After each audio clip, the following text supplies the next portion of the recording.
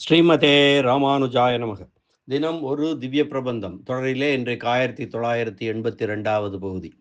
திருமங்கை ஆழ்வார் அருளிய பெரிய திருமொழி 11ஆம் பத்து, அதன் 3ஆம் திருமொழியினுடைய 2வது பாசுரத்தை இன்று நாம் இணைந்து அனுபவிக்க இருக்கிறோம். நேற்று இதற்கு முந்தைய பாசுரத்திலே மண்ணிலங்கு பாரதத்து தேரூர்ந்து மாவலியை பொன்னிலங்கு தின்பிலங்கில் வைத்து பொறுகடல் சூழ் தென்னிலங்கை ஈழழித்த தேவர்க்கு இதுகாணீர் என் நிலங்கு சங்கோடு எழில்தோற்றிருந்தேனே என்று வருந்தினாள். அப்படி நேற்று வருந்திய நீ இன்று இவ்வாறு மகிழ்வதற்கு காரணம் என்ன என்று கேட்ட தோழிக்கு பரகால நாயகி இந்த பாடலில் தன் மார்பின் மாமை நிறத்தை காட்டி, நீ அஞ்சாதே, இனி எம்பெருமான் என்னை விட்டு போக மாட்டான், எனது துன்பம் கண்டு வந்தான் என்று கூறுகிறாள் தலைவி. இருந்தான் என் உள்ளத்து இறைவன், இருந்தான் என் உள்ளத்து இறைவன், கரைசேர் பருந்தாள் களிற்றுக்கு அருள் செய்த, கரைசேர் பருந்தாள் களிற்றுக்கு அருள் செய்த செங்கண் பெருந்தோள் நெடுமாலை பேர்பாடியாட வருந்தாது என் கொங்கை ஒளிமன்னு மன்னே. இருந்தான் என் உள்ளத்து இறைவன், கரைசேர் பருந்தாள் களிற்றுக்கு அருள் செய்த செங்கண் பெருந்தோள் நெடுமாலை பேர்பாடியாட வருந்தாது என் கொங்கை ஒளி மன்னும் அன்னே. கரை என்றால் உரல், கரைசேர் பருந்தாள், உரல் போன்ற பருத்த கால்களை உடைய களிற்றுக்கு, களிர் என்றால் யானை என்று பொருள், யானைக்கு அருள் செய்த இருந்தான் அந்த செங்கண் பெருந்தோள் நெடுமாலை பேர்வாடியாட என் உள்ளத்து இறைவன் இருந்தான், அதனாலே வருந்தாது என் கொங்கை ஒளிமன்னும் அன்னே. அன்னே என்றால் தோழி என்று பொருள், அல்லது இந்த வரியை நிறைவு செய்யும் சீராகவும் எடுத்துக்கொள்ளலாம். இங்கே தோழி என்ற பொருளில் தான் வந்திருக்கிறது. இந்த பாசுரத்திற்கான பதவுரை பார்க்கலாம். அன்னே, அன்னையை போன்ற, அன்னையை ஒத்த அன்புடைய தோழியே, என் உள்ளத்து இருந்தான் இறைவன், என் உள்ளத்திலே எப்பொழுதும் இருக்கும் தலைவனாய், கரைசேர் பருந்தாள் கயிற்றுக்கு அருள் செய்த, உரல் போன்ற பருத்த கால்களையுடைய கஜேந்திரனுக்கு அருள் செய்த, செங்கண் பெருந்தோள் நெடுமாலை பேர்பாடியாட, சிவந்த கண்களையும் பெரிய தோள்களையும் உடைய மேம்பட்ட எம்பெருமானுடைய திருநாமங்களை பாடி ஆடியதனால் என் கொங்கை வருந்தாது ஒளி மன்னும், என் மார்பகங்கள் வருத்தம் தீர்ந்து தன் பழைய ஒளியை பெற்று விளங்குகின்றன என்று சொல்கிறாள். என்னுடைய நிறம் மாறிப்போய்விட்டது, எழில் தோற்றிருந்தேன் என்று சொன்னாள்.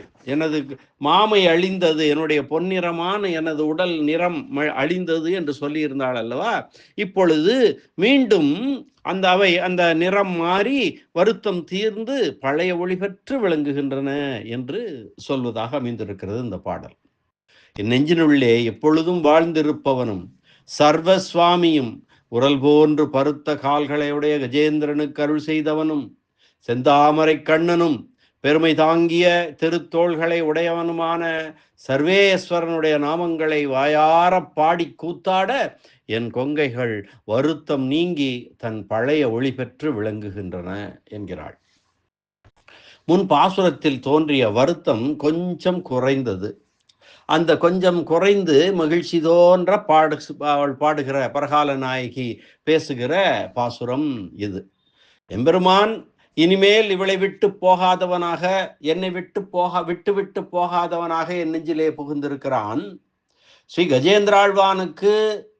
கஜேந்திராழ்வான் முதலையினால் பிடிக்கப்பட மடுவிலே எம்பெருமானுக்காக ஒரு பெரிய தாமரை பூ இருந்தது. அந்த மடுவிலே அதை பறிப்பதற்காக உள்ளே இறங்கிய கஜேந்திரனை காலிலே கவ்வி முதலை உள்ளே இழுக்க, கஜேந்திரன் வெளியே இருக்க பெரிய போர் நடந்தது. ஆதி மூலமே என்னை காத்தருள் என்று அது சத்தம் போட்ட உடனே எம்பெருமான் தன் அரை கொலைய தலை கொலைய ஓடி வந்தான். மடுவின் கரையிலே ஓடி வந்து நின்று அருள் செய்தான்.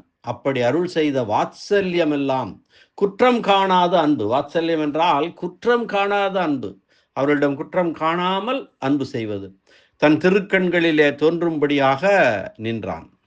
இப்படிப்பட்ட எம்பெருமானுடைய திருநாமங்களை விருப்பத்துடன் பாடி உடல் இருக்குமிடத்தில் இருக்க முடியாதபடி தன்னை மறந்து ஆடும்போது என் கொங்கைகள் வருத்தம் தீர்ந்து ஒளி பெறுவதை பாராய் தோழி என்கிறார் பரகால நாயகி.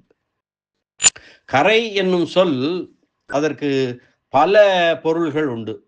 உரல் என்ற பொருள் இங்கே கொள்ளப்பட்டது. அல்லது உதிரம், இரத்தம் என்ற பொருளும் கொள்ளத்தக்கதே. இரத்த கரை என்று நமது வழக்கிலே சொல்கிறோம் அல்லவா, கரை என்றாலே இரத்தம் தான். அப்படி முதலையின் வாய் கவ்வ பெற்று அந்த ரணத்தினால் ரத்தம் ஒழுக பெற்ற கால் என்றும் கூட பொருள் செய்யலாம். ரெண்டுமே ஒத்து வரும். உரல் போன்ற பருத்த கால்களையுடைய யானை, அல்லது அந்த முதலை பிடித்ததனால், அது கடித்ததனால் காலில் ஏற்பட்ட அந்த காயத்தினால் ரத்தம் ஒழுக பெற்ற கால் என்று ரெண்டு வகையாக பொருள் சொல்லலாம். பாசுரத்தின் முடிவில் உள்ள அன்னே என்பதை அடி நிறைப்பதாகவும், அந்த கடைசி அடி நிறைப்பதாகவும் கொள்ளலாம், அல்லது தோழி என்று சொல்வதாகவும் சொல்லலாம். இனி இந்த பாசுரத்திற்கான வியாக்கியான சக்கரவர்த்தி பெரியவாச்சான் பிள்ளையினுடைய உரை பார்க்கலாம்.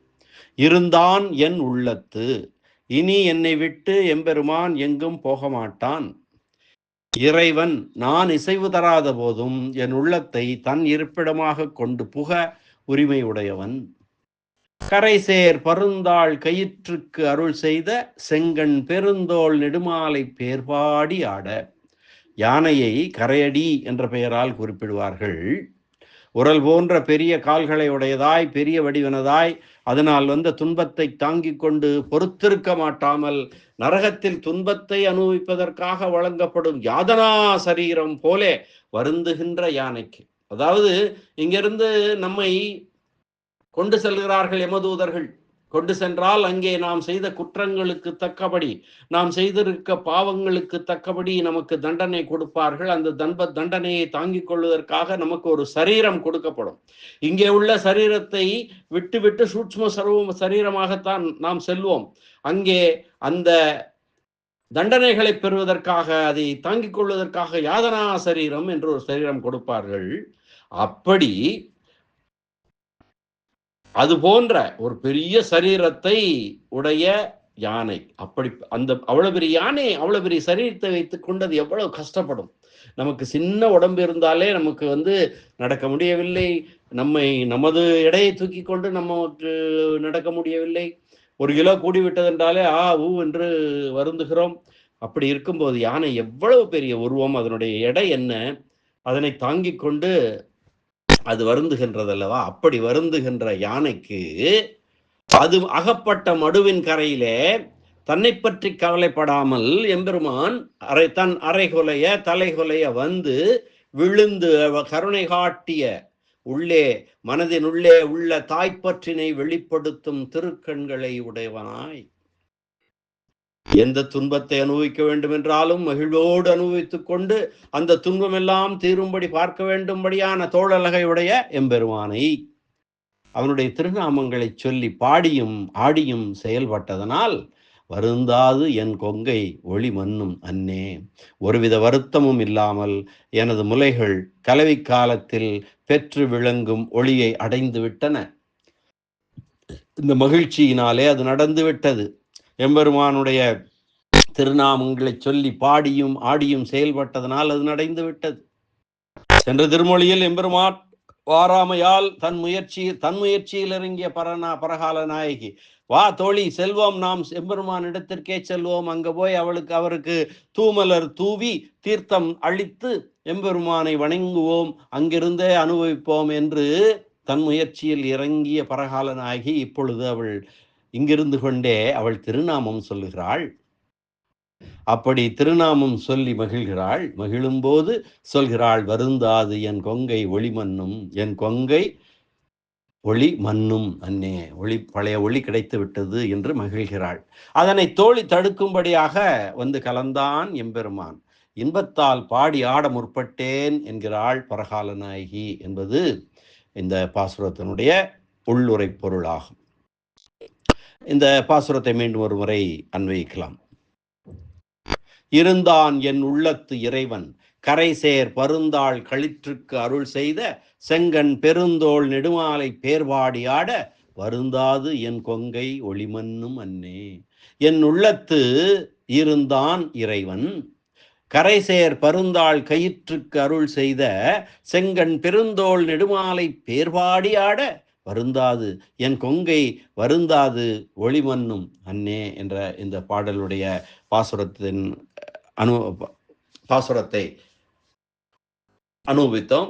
இந்த அனுபவத்தை இந்த அளவிலே நிறைவு செய்வோம். மீண்டும் நாளை சந்திக்கலாம் அடுத்த பாசுர அனுபவத்துடன். அதுவரை நன்றி, வணக்கம்.